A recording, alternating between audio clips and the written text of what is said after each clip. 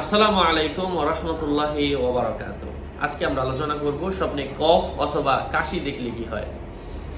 আলোচনা বুঝতে সাথেই থাকবেন। যারা এখনো চ্যানেলটি সাবস্ক্রাইব করেননি, সাবস্ক্রাইব করতে ভুলবেন না। ভেরিফাই চ্যানেলের ডেসক্রিপশন বক্সে ক্লিক করলে আমার পেজ এবং আইডি আসবে। এটা ছাড়া আলাদা অন্য কোনো পেজ নেই, আইডি নেই, ইমো নেই, হোয়াটসঅ্যাপ নেই, টিকটক নেই। সাবধান, নাম ছবি দেখে বিভ্রান্ত হওয়া যাবে না। প্রত্যেক ভিডিওতে আলাদা সাবধান করি, সতর্ক করি। যাই হোক,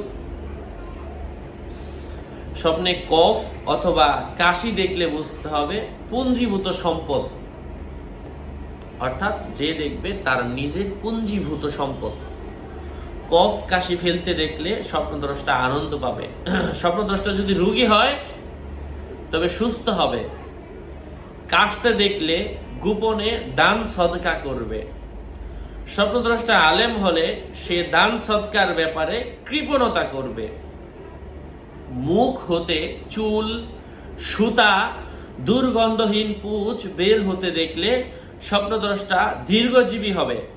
কারো মতে মানুষের মুখ হতে পানি বের হতে দেখলে যদি সে আলেম হয় তাহলে এর ব্যাখ্যা হবে ওয়াজ, নসিহত ও ফতোয়া, যার দ্বারা মানুষ উপকৃত হবে।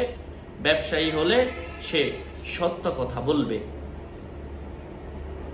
এই হচ্ছে কফ কাশি দেখার ব্যাখ্যা। মুখের মধ্যে কফ কাশি আনার পরে সেটা যদি আবার পেটের ভিতরে চলে যায়, গলৎকরণ হয়ে যায়, ভিতরে নেমে যায়, এর অর্থ হচ্ছে স্বপ্নদ্রষ্টা প্রায় যে কোনো কাজের মধ্যে ভুল সিদ্ধান্ত নিবে, ভুলভাল করে ফেলবে, এমন কিছু বোঝায়। যাই হোক, আরো আপডেট পেতে সাথেই থাকবেন। আপনাদের মঙ্গল এবং দীর্ঘায়ু কামনা করে এখানেই শেষ করছি।